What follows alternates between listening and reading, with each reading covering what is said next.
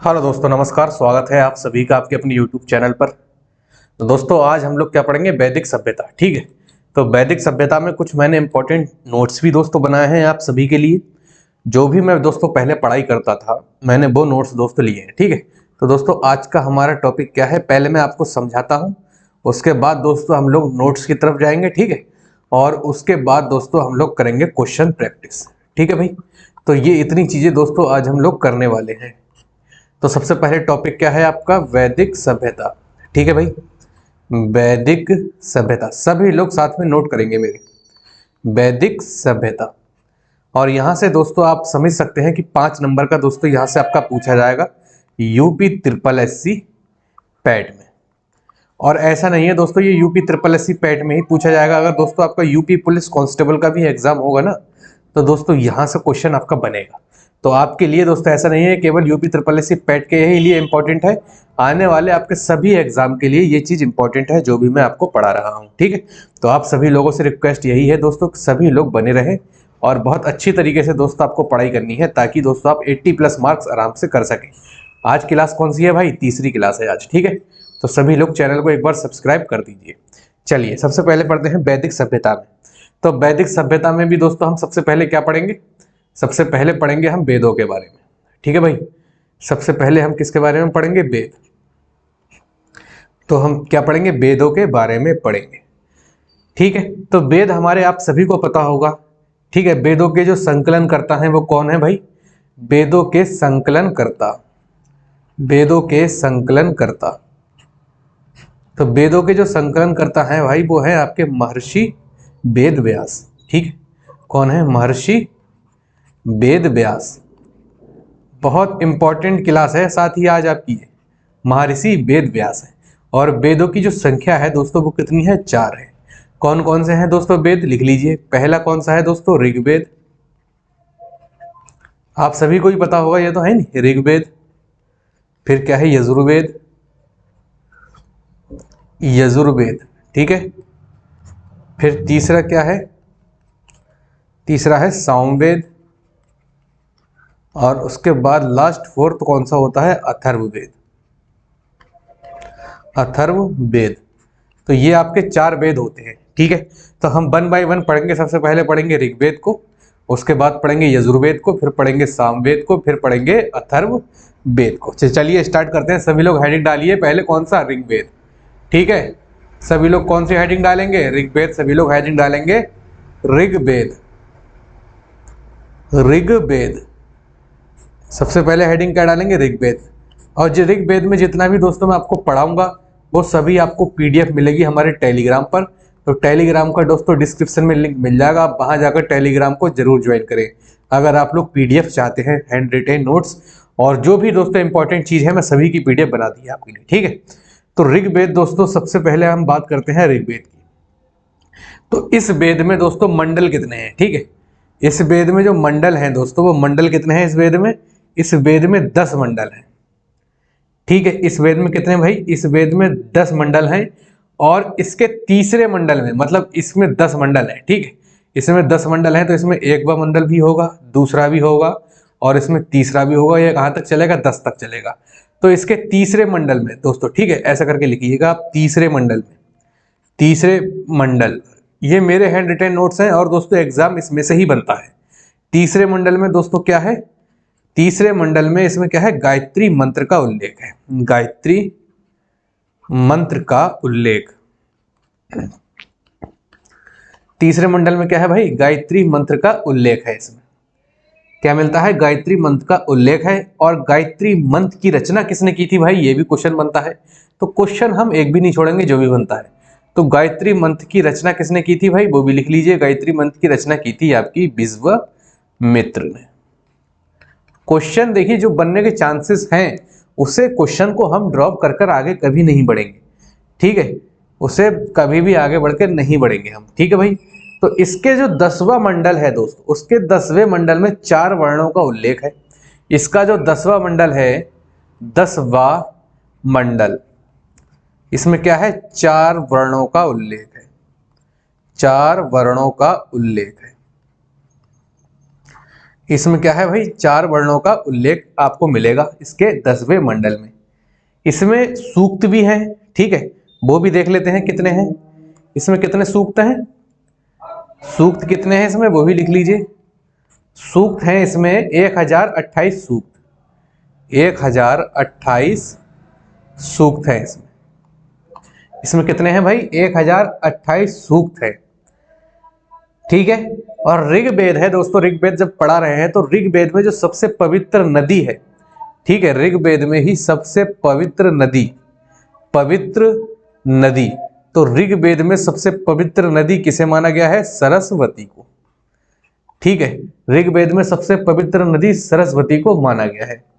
अच्छा, ऋग्वेद में नदियों का जो उल्लेख है वो भी देख लेते हैं। तो ऋग्वेद में जो गंगा नदी है, ऋग्वेद में गंगा नदी, ऋग्वेद में गंगा नदी का उल्लेख एक बार है, मतलब इसका नाम एक बार लिया गया है गंगा नदी का। और यमुना नदी का दोस्तों नाम कितने बार लिया गया है, यमुना नदी का नाम 3 बार लिया गया है।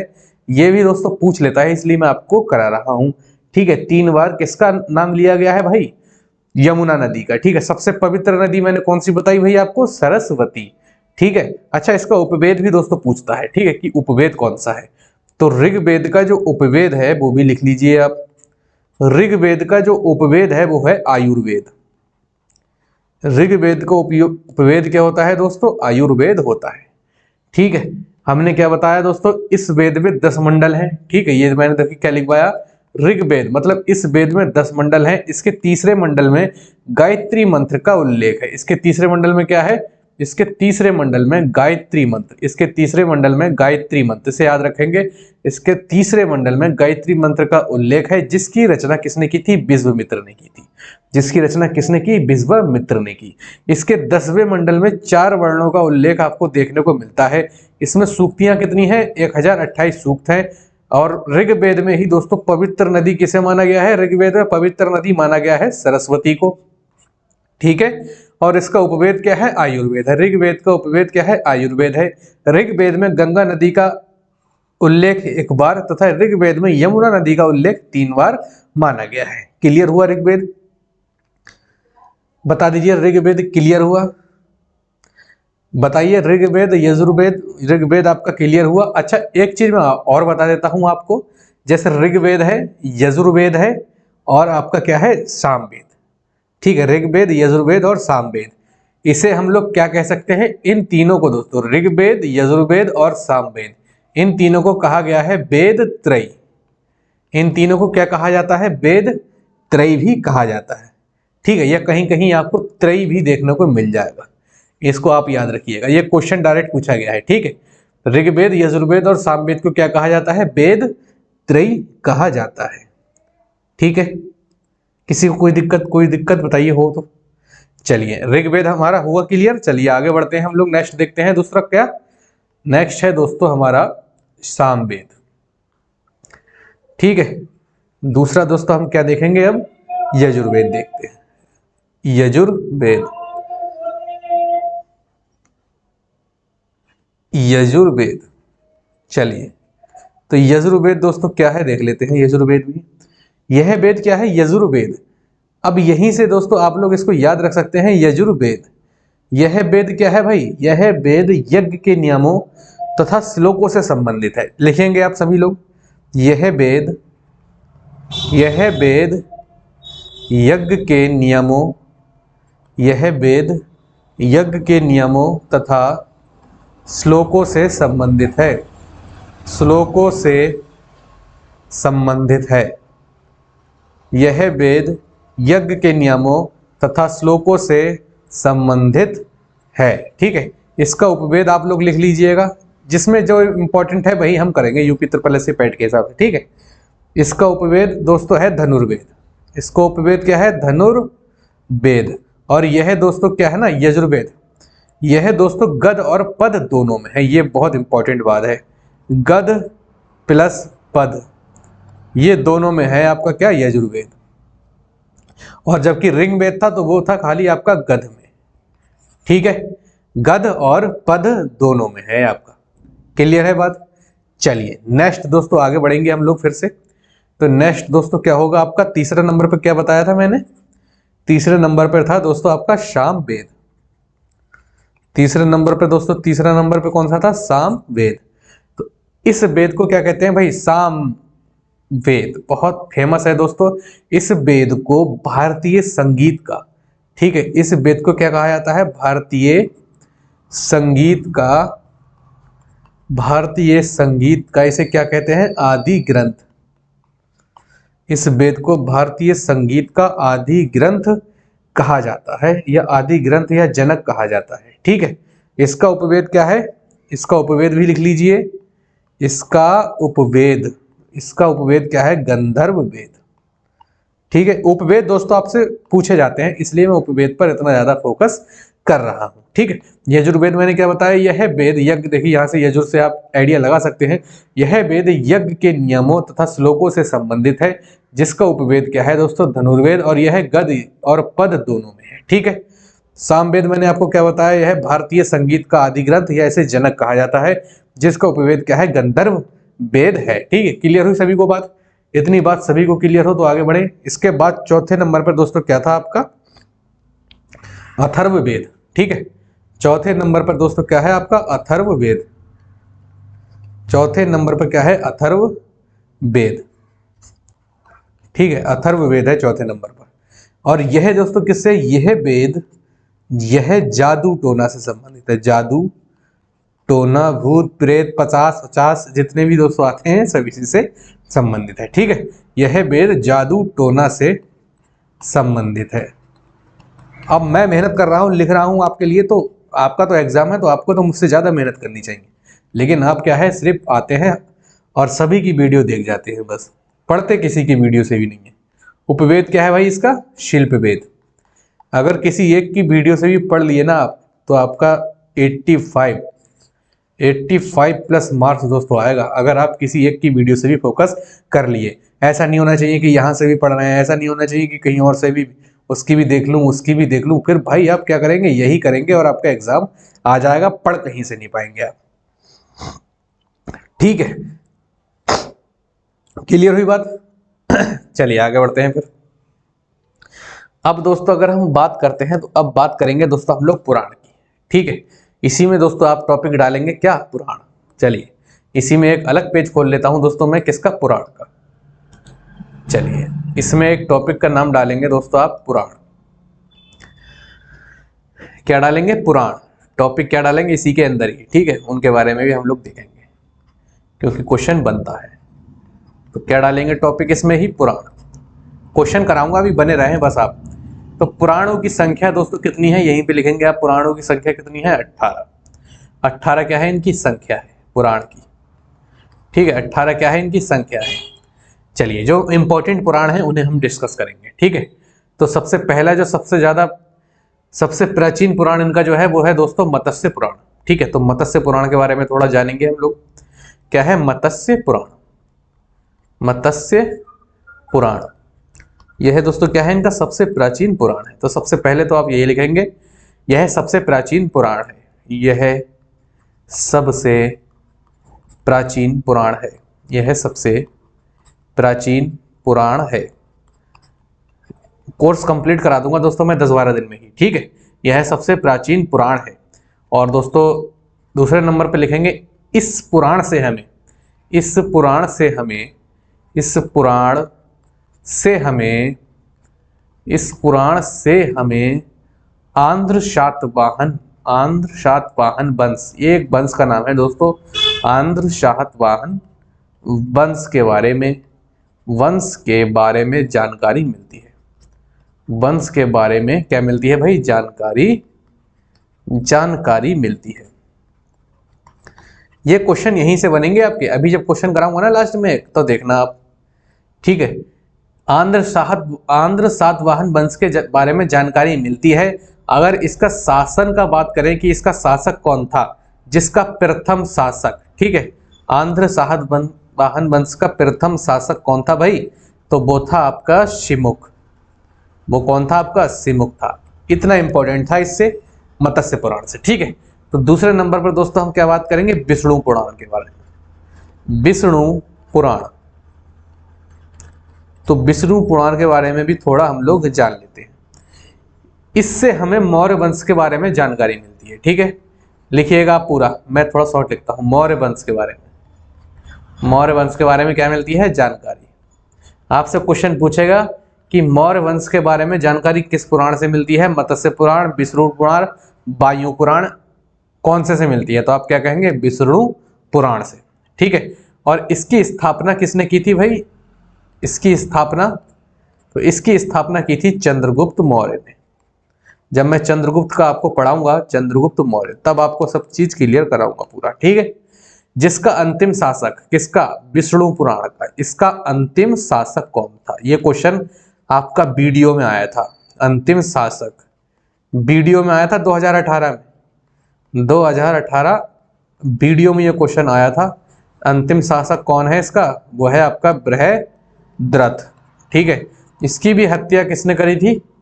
इसकी हत्या करी थी पुष्पमित्र शुंग ने। पुष्पमित्र शुंग ने।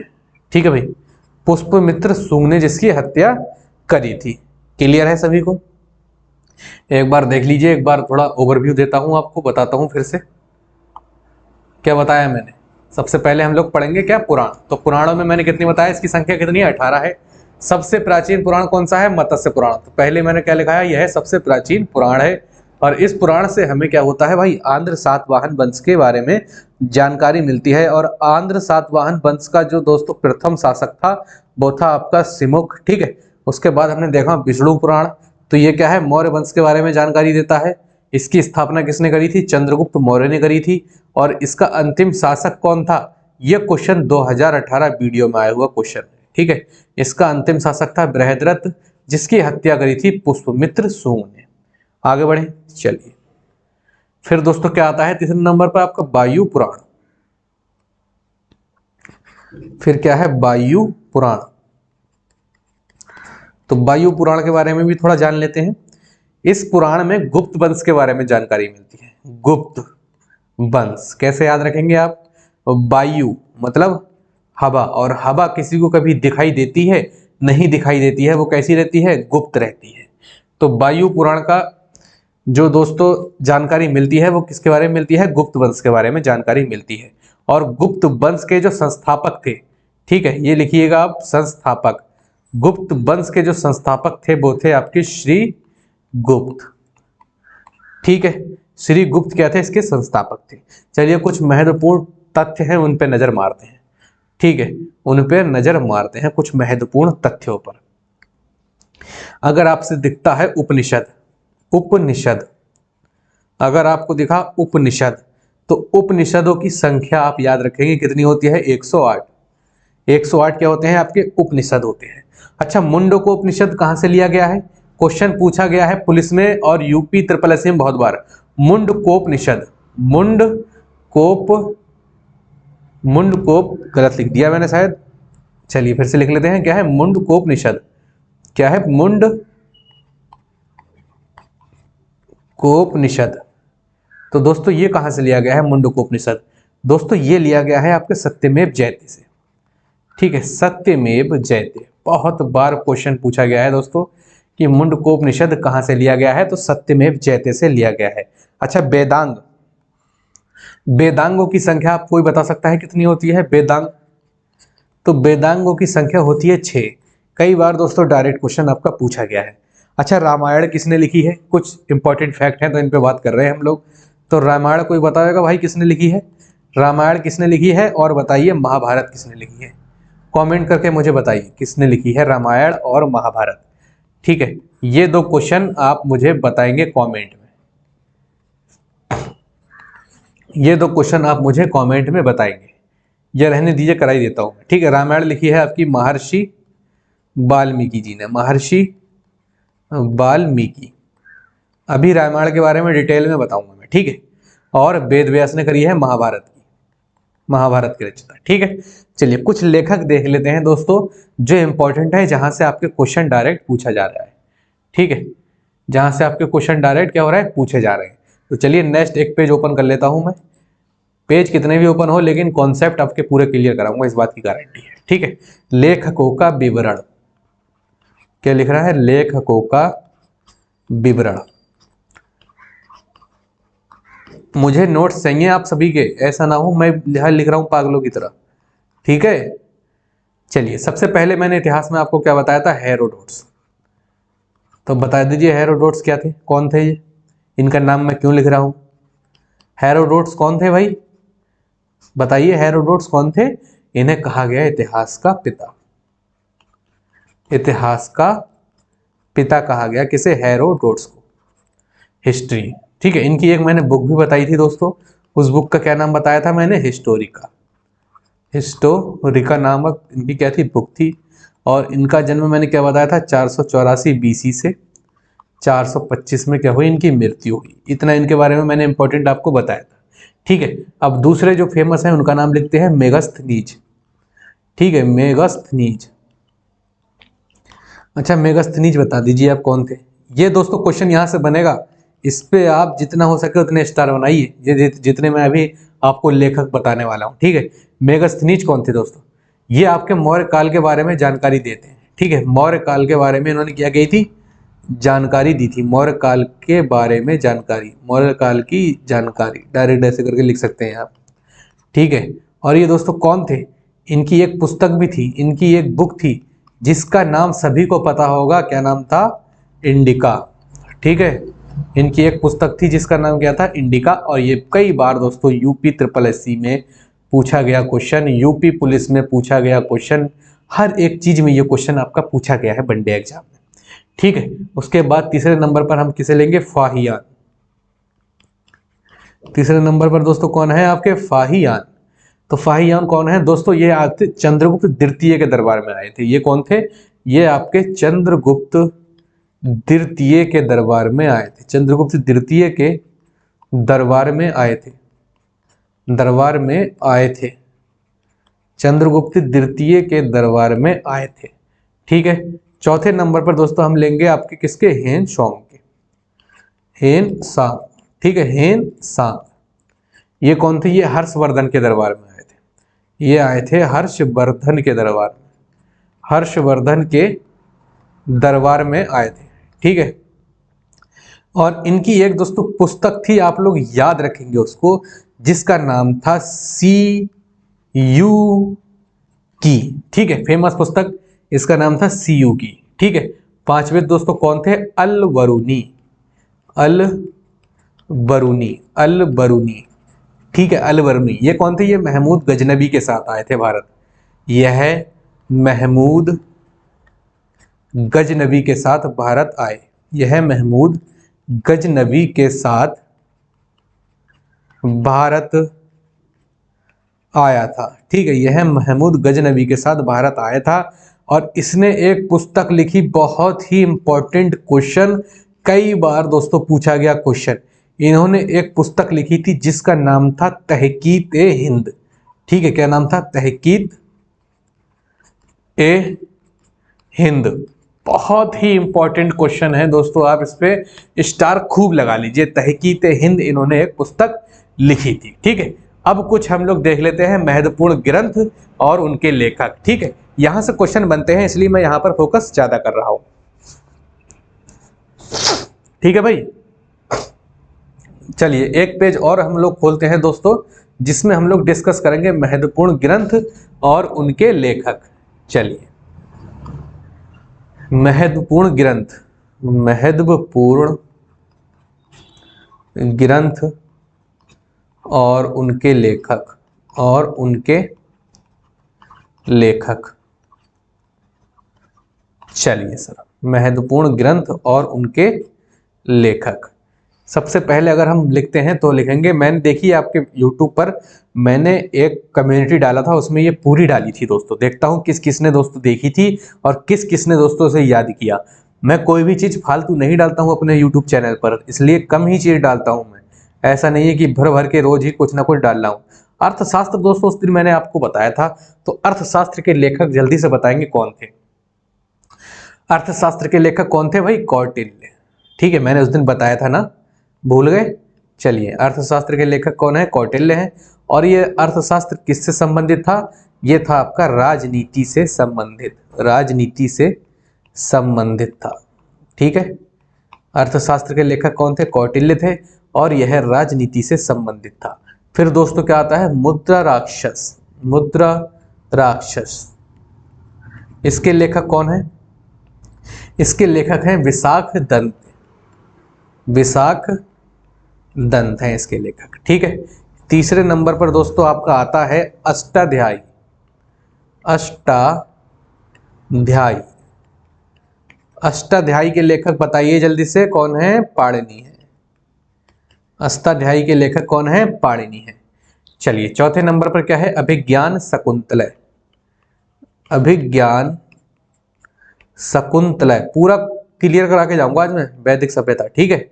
इसलिए क्लास थोड़ी लंबी हो सकती है, लेकिन आपके लिए फायदेमंद है। खींच नहीं रहा हूं सिलेबस, ठीक है। जल्दी से कंप्लीट करा के जितना हो सके उतना प्रैक्टिस सेट लगाइए, वो भी मेरे साथ लगाइएगा, मैं भी लगवाऊंगा प्रैक्टिस सेट। इसलिए जल्दी से जल्दी क्या है, आपका सिलेबस मैं कंप्लीट करना चाह रहा हूं, ताकि आप लोग बहुत अच्छी तरीके से सिलेबस को कंप्लीट करके प्रैक्टिस कर सके, ठीक है। अभिज्ञान शकुंतलय, तो दोस्तों इसके कौन है लेखक? इसके लेखक हैं दोस्तों आपके कालिदास। इसके लेखक कौन है? कालिदास। अब कालिदास के लेखक, ठीक है, कालिदास कौन है? अभिज्ञान शकुंतलय के लेखक। रघुवंशम दोस्तों, रघुवंशम, तो इसके भी दोस्तों कौन है? आपके कालिदास है। रघुवंशम के कौन है? कालिदास। उसके बाद छठे नंबर पर दोस्तों कौन सा है? मेघदूत। तो मेघदूत के भी कौन है? एक ही जगह मैंने लिख दिया है ताकि आपको याद रहे, ठीक है, कालिदास के जितने भी हैं। मेघदूत के कौन है? कालिदास। तो ये तीनों दोस्तों कौन है? कालिदास है। अभिज्ञान शकुंतलय, रघुवंशम और आपके मेघदूत। चलिए आगे देख लेते हैं हम लोग, आगे देख लेते हैं 7वें नंबर पर हर्षचरित और कादम्बिनी। हर्षचरित और कादम्बिनी, कौन कौन क्लास देख रहा है कमेंट जरूर करे, और कौन रेगुलर देखेगा वो भी कमेंट करे, ठीक है। हर्षचरित और कादम्बिनी, इसके लेखक कौन है भाई? बाणभट्ट हैं। बाणभट्ट हैं। चलिए 8वें नंबर पर क्या है? नागानंद रत्नावली। नागानंद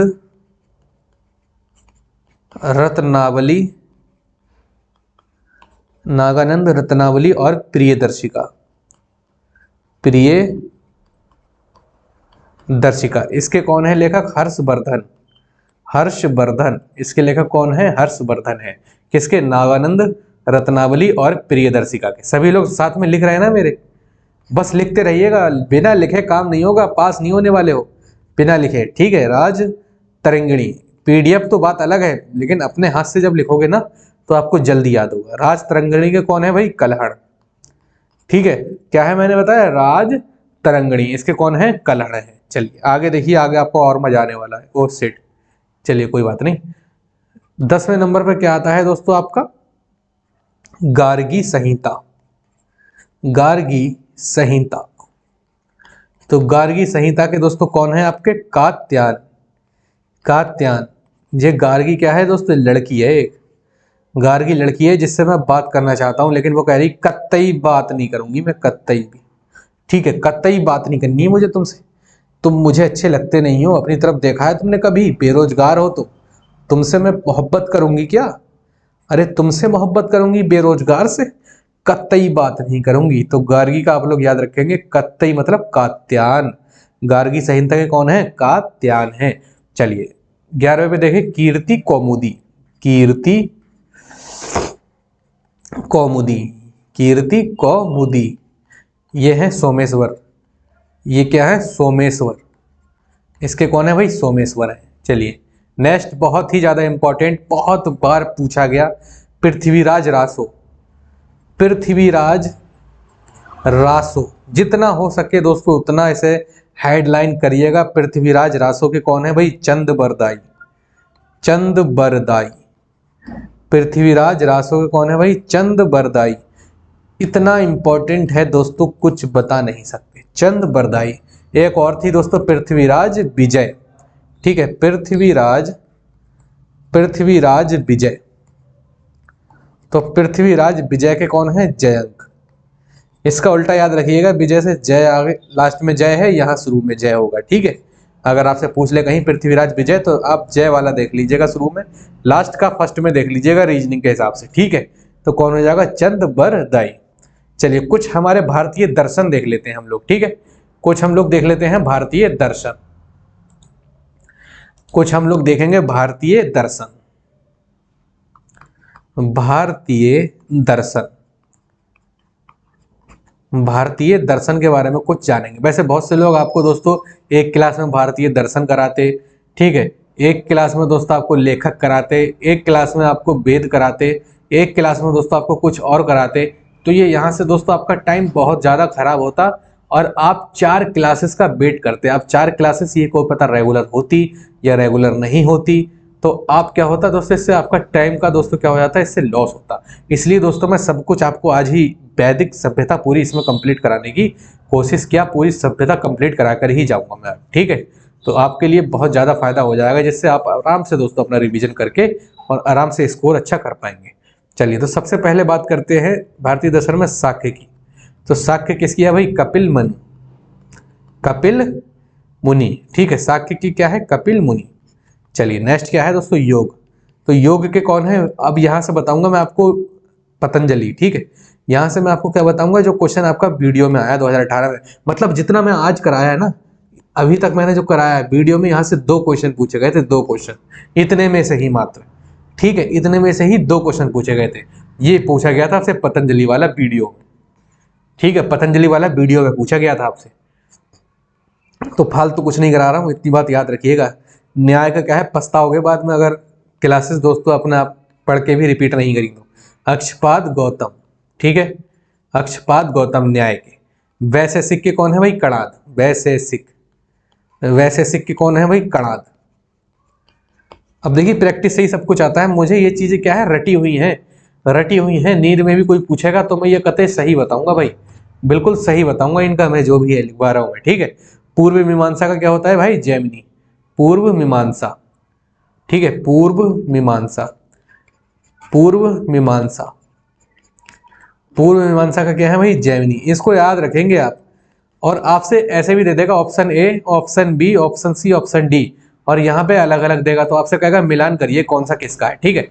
वीडियो में मिलान के लिए आया था, वीडियो में क्या आया था, मिलान के लिए आया था, ये सभी लिखे हुए थे और पूछा था कि इसका सही कौन सा होगा, तो ऐसे करके मिलान करना था, ए का चौथा या ए का तीसरा। क्लियर हुआ सभी को। चलिए, तो पूर्व मीमांसा का क्या है, जैमिनी, और एक होता है दोस्तों वेदांता। तो वेदांता का क्या होता है बेटा, वेद व्यास, ठीक है, क्या होता है बेटा, वेद व्यास। तो ये सब चीज दोस्तों इंपॉर्टेंट आप सभी के लिए दोस्तों लेकर आया मैं। 10 बज गए हैं, लगभग 9:59 हो चुके हैं, लेकिन आपकी क्लास कंप्लीट कराऊंगा, चाहे आपकी क्लास आधे घंटे लेट यूट्यूब पर पड़े।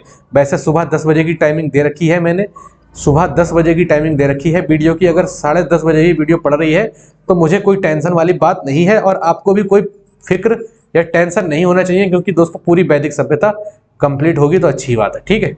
चलिए, अब कुछ पीडीएफ के सहारे दोस्तों, जो मैं मेहनत की है पीडीएफ पे अपने नोट्स के जरिए, और कुछ बुक से दोस्तों इंपॉर्टेंट चीजें निकाली हैं, उसको भी हम लोग डिस्कस करेंगे अब, ठीक है भाई। तो अब और ज्यादा मजा आने वाला है आपको। तो अब ले लेते हैं एक रेड पेन और करते हैं दोस्तों स्टार्टिंग, ठीक है, थोड़ा करते हैं इसे बड़ा। चलिए, अब लेते हैं और ज्यादा जबरदस्त तरीके से चीजों को समझने की कोशिश। चलिए, हमने क्या पढ़ा, इससे आपका क्या है, रिवीजन भी होगा, ठीक है। मैंने क्या पढ़ाया आपको, वैदिक सभ्यता पढ़ाई है, ठीक है।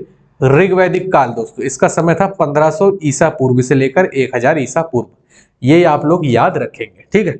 ऋग्वैदिक काल क्या है, 1500 ईसा पूर्व से लेकर 1000 ईसा पूर्व क्या है, इसका समय है। उत्तर वैदिक काल का दोस्तों 1000 ईसा पूर्व से लेकर 600 ईसा पूर्व समय है। ये पीडीएफ दोस्तों आपको मिलेगी हमारे टेलीग्राम पर, तो जाइए टेलीग्राम को ज्वाइन कर लीजिए हर एक पीडीएफ के लिए, यूपी SSSC पैट की जबरदस्त तैयारी के लिए, ठीक है, जुड़ जाइए जाके। चलिए, आर्य दोस्तों, आर्यों की विकसित सभ्यता कैसी थी, ये ग्रामीण सभ्यता थी, कई बार पूछा गया क्वेश्चन है, ठीक है। आर्यों की सभ्यता कैसी थी, ये ग्रामीण सभ्यता थी। आर्य संस्कृत भाषा का शब्द है, ठीक है, जिसका शाब्दिक अर्थ क्या होता है, श्रेष्ठ होता है। तो यहीं पर आप लिख लेंगे, इसका शाब्दिक अर्थ होता है श्रेष्ठ, या इसे हम लोग कुलीन भी कह देते हैं, कुलीन, ठीक है, आर्यों का। और ये किसका शब्द है, ये आपका संस्कृत भाषा का शब्द है। चलिए, नेक्स्ट क्या है, आर्यों का समाज। आर्यों का समाज जो था आपको वो था पित्त प्रधान। आर्यों का समाज कैसा था, पित्त प्रधान समाज था। आर्यों का प्रिय पशु क्या था, तो तो आर्यों का प्रिय पशु याद रखेंगे आप, घोड़ा था। आर्यों का प्रिय पशु घोड़ा था, ठीक है। आर्यों द्वारा खोजी गई धातु कौन सी थी? लोहा। आर्यों ने क्या खोज लिया था भाई? आर्यों ने खोज लिया था लोहा या फिर आयरन, ठीक है। आर्यों ने खोजी गई धातु लोहा थी, जिसे हम लोग क्या कहते थे? सयाम अयस्क ये लोग कहते थे। लोहे को कहते थे दोस्तों किसे? लोहा को क्या कहते थे ये लोग? सयाम अयस्क भी कहते थे। चलिए, ऋग वैदिक काल के प्रिय देवता, तो ऋग वैदिक काल के प्रिय देवता कौन थे? इंद्र थे, ठीक है। ये क्वेश्चन भी आपके एक तरीके से हो सकते हैं। उत्तर वैदिक काल के प्रिय देवता क्या थे आपके? प्रजापति। उत्तर वैदिक काल के प्रिय देवता क्या हैं आपके? प्रजापति हैं, ठीक है। चलिए नेक्स्ट दोस्तों देख लेते हैं ऋग वैदिक काल की विशेषताएं, ठीक है। तो इनका समाज कैसा था? इनका समाज था प्रतिसत्तात्मक समाज था। और ऋग वैदिक काल की जो भाषा थी वो थी आपकी संस्कृत। और ये दोस्तों शाकाहारी और मांसाहारी दोनों थे, ठीक है। मतलब आपका मीट वगैरह भी ये लोग खा लेते थे और सब्जी वगैरह भी दोस्तों आपकी ये खाते थे, ठीक है। इनके प्रमुख देवता क्या थे? इंद्र थे। एक तरीके से दोस्तों ये MCQ भी दोस्तों मैंने इस प्रकार से नोट बनाए हैं कि आपको MCQ भी दोस्तों इसी में ही मिल जाए। तो ये सब क्या है? MCQ टाइप में ही दोस्तों मैंने कुछ नोट्स बनाए हैं, ठीक है। उत्तर वैदिक काल के देवता की अगर पूछ लेता है दोस्तों तो आप क्या कहेंगे? प्रजापति। उत्तर वैदिक काल के देवता कौन थे? प्रजापति थे। और ये लोग दोस्तों गाय को क्या कहते थे? अघन्या। अघन्या दोस्तों इसे इसलिए कहा जाता था क्योंकि दोस्तों इसे खाने पर बिल्कुल मनाही थी। इसे मतलब खाने पर बिल्कुल मनाही थी, कोई इसे नहीं खा सकता, ठीक है। मरुस्थल को क्या कहते थे ये लोग? कहते थे घन्ब। समुद्र को क्या कहते थे भाई? परावत। परावत कहते थे समुद्र को। ऋग्वेद में इंद्र 250 बार बोला गया है, अग्नि का 200 बार प्रयुक्त किया गया है, विष्णु को दोस्तों 100 बार, शिव को 3 बार, ये आप नंबरिंग याद रखेंगे, ठीक है। शिव को 3 बार और सिंधु को दोस्तों कितने बार बोला गया है? 55 बार जिक्र है। यमुना का दोस्तों मैंने आपको बताया था जब ऋग्वैदिक काल बताया था कि 3 बार यमुना शब्द का। और सरस्वती इनकी क्या थी? पवित्र नदी थी ऋग्वेद वालों की। पवित्र नदी कौन सी थी इनकी? सरस्वती। आप लोग याद है ना, सभी भूल रहे हैं पीछे का, क्या था? सरस्वती। गंगा का एक बार यूज है, देखिए सबसे पवित्र नदी, देखिए यहाँ भी मैंने क्वेश्चन डाल दिया है। मतलब पूरी दोस्तों आपको यूपी ट्रिपल एससी पैट के लिए दोस्तों इतनी जबरदस्त मेहनत की है आप सभी के लिए मैंने दोस्तों नोट्स बनाने के लिए कि आपका दोस्तों इस बार छूटे ना, ठीक है। तो सबसे पवित्र नदी सरस्वती ऋग वैदिक काल में, जिसका 50 बार दोस्तों वर्णन किया गया है सरस्वती का, ठीक है। कितने बार? 50 बार। चलिए आगे बढ़ते हैं हम लोग। आर्य दोस्तों जो थे, आर्य, ठीक है। तो आर्य दोस्तों जो थे इनकी भाषा कौन सी थी? संस्कृत। मैंने ऊपर आपको बताया। आर्य समाज 5 भागों में विभाजित था। एक था आपका कुल, दूसरा था ग्राम, तीसरा था विश्व, चौथा जनता और 5वां था राष्ट्र, ठीक है। अच्छा, मैंने कुछ चीजें दोस्तों आपकी एक बुक से ली हैं, जिसका बुक का नाम है, अगर आप चाहे तो परचेस कर सकते हैं। उस बुक का नाम है दोस्तों कॉस्मोस, ठीक है। कॉस्मोस पब्लिकेशन की बुक आती है दोस्तों, GS की। उस बुक से भी दोस्तों मैंने कुछ पॉइंट उठाए हैं जो मुझे बहुत अच्छे लगे और आगे इस PDF में मैंने डलवा भी दिए हैं। तो PDF दोस्तों आप लोग डाउनलोड कर लेंगे इसको, ठीक है। कुल को दोस्तों हम बोलते थे कुलप, ग्राम को बोलते थे ग्रामीणी, विश्व को बोलते थे विस्पति, जन को बोलते थे जनपति और इंद्र राष्ट्र को बोलते थे राजा, ठीक है। ऋग वैदिक काल नदियों के नाम, ये बहुत इंपॉर्टेंट है साथियों, ये बहुत इंपॉर्टेंट है आप सभी के लिए, ठीक है। तो काबुल को बोलते थे कुभा, इनके पुराने नाम है, ये नदी है, इनका पुराना नाम क्या था? काबुल का कुभा बोलते थे। सिंधु को बोलते थे सिंध या फिर हिरत। झेलम को बोलते थे भाई बितास्ता। सुआत को बोलते थे सुवस्तु। चिनाब को बोलते थे अश्कणी और गंडक को बोलते थे सदा नीरा। गंडक को क्या बोलते थे? सदा नीरा। और दृश्यदती को बोलते थे घग्गर। रावी नदी को क्या बोलते थे? परुष्पणी। गोमती को बोलते थे गोमल। ब्यास को बोलते थे बिपाशा। सतलज को बोलते थे सतुद्री, सतुद्री, ठीक है। सतलज को क्या बोलते थे? सतुद्री बोलते थे, ठीक है। ये देखिए ये किताब है दोस्तों। तो इसके मैंने मेन चीज देखिए, अभी मैंने आपको क्या बताया? वैदिक काल में प्रयुक्त शब्द, ठीक है। और मैंने इसी PDF में नदियां भी डलवा दी हैं। चलिए अब करते हैं कुछ क्वेश्चन दोस्तों, ठीक है। चलिए 1 लाइनर हिसाब से ही क्वेश्चन है दोस्तों इसमें। तो वेद का शाब्दिक अर्थ क्या है? वेद का शाब्दिक अर्थ क्या है? वेद मतलब दोस्तों क्या है? ज्ञान, किसी चीज के बारे में जानना, ठीक है। सबसे प्राचीन वेद कौन सा है? मैंने आपको बताया था, बता दीजिए कौन सा है? ऋग्वेद है, ठीक है। आर्य शब्द किसको इंगित करता है? ठीक है, तो वो करता है श्रेष्ठ को। मैंने बताया कि आपको आर्य मतलब क्या होता है? श्रेष्ठ अथवा कुलीन। मैंने बताया ना अभी आपको, बिल्कुल भूलना नहीं है, जो भी मैंने बताया है सब इंपॉर्टेंट है, आप सभी लोग देख लीजिए। ऋग्वेद में कुल कितने मंडल और सूक्त हैं? आपको मैंने पढ़ाया था, कितने हैं? 10 मंडल मैंने आपको बताए थे और 1028 सूक्त आपको मैंने बताए थे, ठीक है। त्रयी नाम किसके लिए प्रयोग किया जाता है? मैंने क्या बताया था? ऋग्वेद, सामवेद और यजुर्वेद। त्रयी या फिर वेद त्रयी, ठीक है, इसे क्या कहते हैं? त्रयी या फिर वेद त्रयी। तो आप मेरे चैप्टर को या मेरे लेक्चर को या दोस्तों मेरे सेशन को आप ये मत सोचिएगा कि दोस्तों हल्के में ले ले आप, ठीक है, यहीं से क्वेश्चन बनेगा, आप इस बात की गारंटी है, ठीक है। चलिए, यज्ञ संबंधी विधि विधानों की जानकारी कौन देता है? यज्ञ। देखिए यहां से आप लोग यह पता लगाएंगे यज्ञ का, किससे? यहां से आप लोग पता लगाएंगे। तो मैंने क्या बताया था दोस्तों आपको? यजुर्वेद। यज्ञ किसके बारे में बताता है? यजुर्वेद किसके बारे में बताता है? यज्ञ के बारे में बताता है, ठीक है। चार वेदों में से किस में जादू टोना? ये भी मैंने आपको बताया था ना, किस में जादू टोना है? अथर्व वेद में है।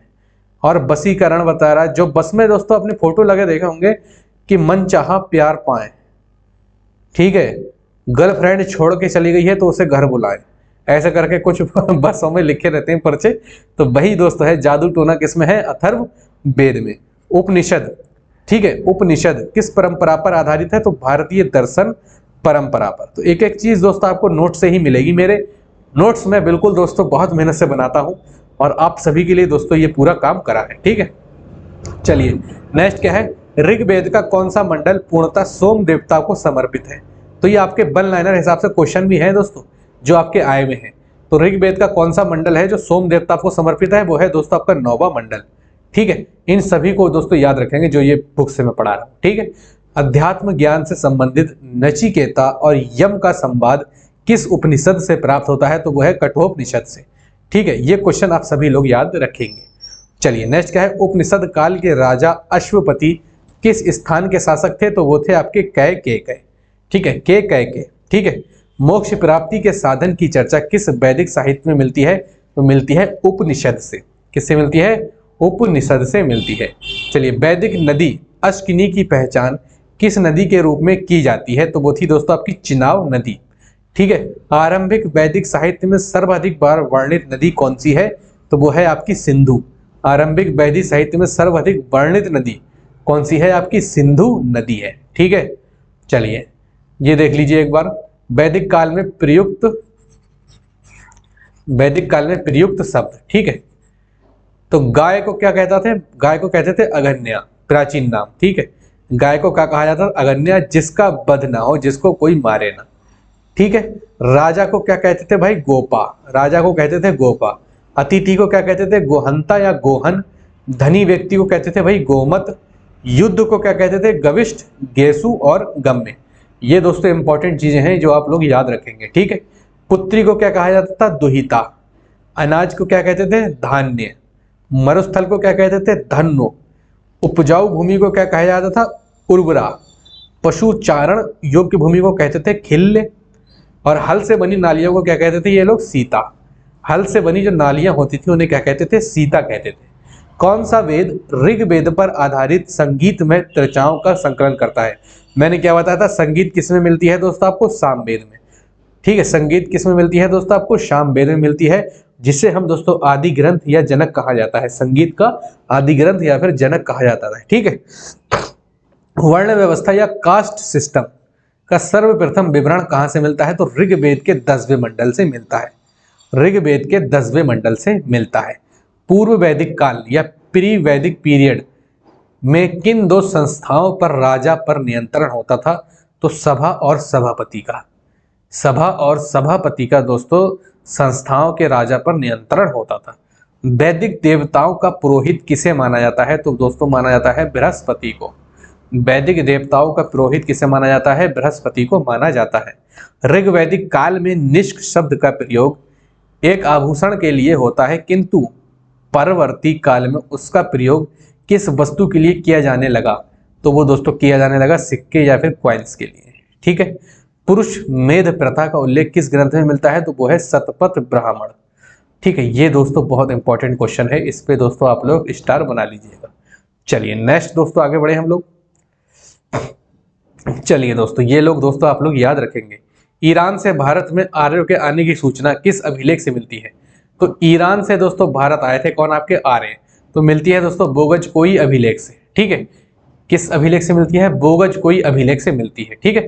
फिर क्या है? उत्तर वैदिक काल में किस क्षेत्र को आर्य संस्कृति की धुरी समझा जाता था? तो अंग तथा मगध को, ठीक है। तो फिर क्या है, गोत्र शब्द का प्रयोग सर्वप्रथम किस काल में हुआ? तो गोत्र शब्द का प्रयोग सर्वप्रथम हुआ था आपका ऋग्वैदिक काल में। ठीक है, किस काल में हुआ था? ऋग्वैदिक काल में हुआ था।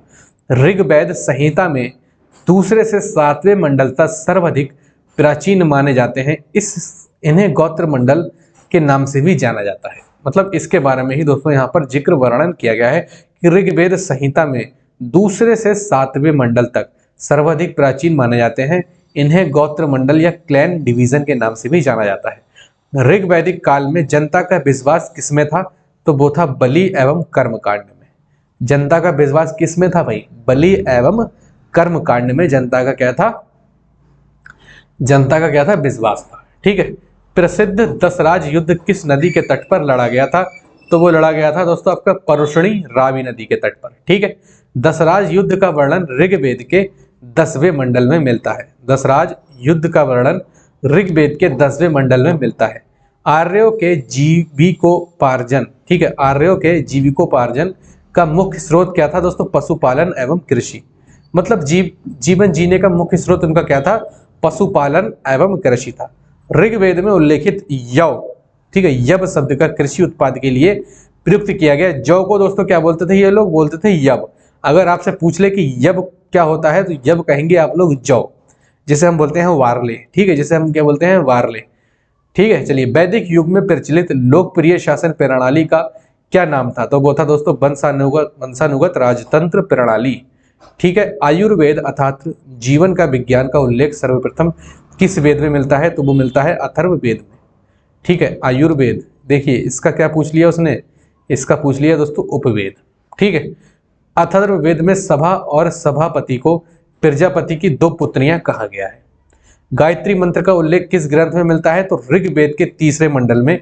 मैंने आपको समझाया था कि गायत्री मंत्र का उल्लेख मिलता है किसवें मंडल में? 3रे मंडल में। तो ऋग्वेद में किसको युद्ध का देवता समझा जाता था? इंद्र को। ठीक है, पूर्व वैदिक आर्यों का सर्वप्रतिक लोकप्रिय देवता कौन था? इंद्र था। ठीक है, देवता कौन था भाई? इंद्र था। गायत्री मंत्र की रचना मैंने आपको बताई थी किसने की है? विश्वामित्र ने की है। श्रीमद् भागवत गीता मूल रूप से किस भाषा में लिखी गई है? संस्कृत भाषा में। सत्यमेव जयते शब्द किस ग्रंथ से लिया गया है? मुंडकोपनिषद। सभी दोस्तों मैंने क्वेश्चन आपको सभी क्वेश्चन मैंने देखा जाए तो करा दिए हैं लगभग। ठीक है, कुछ क्वेश्चन जो नहीं हुए हैं वो आपके यहाँ से क्लियर हो गए। तो आप लोग बिल्कुल दोस्तों ऐसे मेहनत से पढ़ेंगे। ठीक है, जितना मैंने आपको कराया है। अगर बात करते हैं ऋग्वैदिक काल की नदियाँ, ठीक है, तो मैंने आपको बता ही दिया, वो तो है नहीं, अपने नोट से पढ़ा ही दिया है, बाकी आप इस PDF से देख लीजिएगा। ठीक है, तो नदियाँ हम लोग डिस्कस कर चुके हैं। तो ऋग्वैदिक की मूल लिपि क्या थी? मूल लिपि क्या थी दोस्तों? तो वो थी ब्राह्मी लिपि। जीविकोपार्जन हेतु वेद वेदांग पढ़ाने वाले अध्यापक क्या कहलाता था? उपाध्याय कहलाता था। राजा की उत्पत्ति का सिद्धांत किस ब्राह्मण ग्रंथ में मिलता है? तो मिलता है ऐत्रेय ब्राह्मण में। ठीक है, किसे मिलता है? ऐत्रेय में मिलता है। ठीक है, फिर दोस्तों नेक्स्ट क्या है? सुलभ सूत्र किस विषय से संबंधित पुस्तक है? तो वो है ज्यामिति से।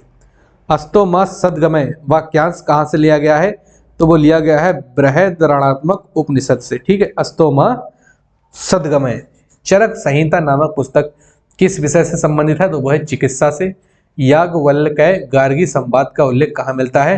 तो मिलता है बृहदारण्यकोपनिषद से। ठीक है, कहाँ से मिलता है? बृहदारण्यकोपनिषद से। वैदिक काल में सबसे लंबे समय तक, ठीक है, वैदिक काल में लंबे समय तक अविवाहित रहने वाली कन्या को क्या कहा जाता था? जो वैदिक काल था उसमें अगर किसी लड़की की शादी कुछ लंबे टाइम तक नहीं होती थी तो उसे कहते थे दोस्तों अमाजू। ठीक है, वैदिक काल में द्विज श्रेणी में कौन से शामिल थे? ब्राह्मण शामिल थे, क्षत्रिय थे एवं वैश्य। ये तीनों दोस्तों क्या थे? शामिल थे किसमें? द्विज श्रेणी में। ठीक है, तो दोस्तों हम लोगों ने कंप्लीट करी आज अपनी वैदिक सभ्यता। क्या कंप्लीट करी भाई? वैदिक सभ्यता दोस्तों हमने कंप्लीट करी। UP SSSC पैट के लिए बहुत इंपॉर्टेंट। ठीक है दोस्तों, आप सभी लोग यार आप चैनल को सब्सक्राइब तो कर दो यार। आपका कोर्स भी कंप्लीट करा रहा हूं मैं, और बहुत जल्दी दोस्तों आपका कोर्स कंप्लीट, लगभग 10 क्लासेस में आपका ये कोर्स कंप्लीट करा दूंगा हिस्ट्री का, पक्का दोस्तों। ठीक है, गारंटीड। उसके बाद दोस्तों जितना हो सके पढ़ो, PDF से पढ़ो या अपने नोट्स बना रहे हो तो अपने नोट से पढ़ो। ठीक है, अपने नोट से पढ़ो। तो दोस्तों इतनी मेहनत की है आज आपके लिए, तो बस यही दोस्तों चाहता हूँ कि आप लोग दोस्तों इस चैनल को जरूर सब्सक्राइब करें और जुड़ जाएं। देखिए मैं नोट्स में बना रहा हूँ, किसके लिए बना रहा हूँ दोस्तों बताइए, आप खुद ही बताइए। ये मेहनत जो गर्मी में कर रहा हूँ मैं आप ही के लिए तो कर रहा हूँ ना। तो आप ये इतना भी नहीं कह सकता कि सब्सक्राइब करवा दो भाई, 10,000 सब्सक्राइबर करवा दो, ये टारगेट है हमारा पहले, ठीक है। 10,000 सब्सक्राइबर का टारगेट, ठीक है। UP triple S C PET exam से पहले का टारगेट है ये।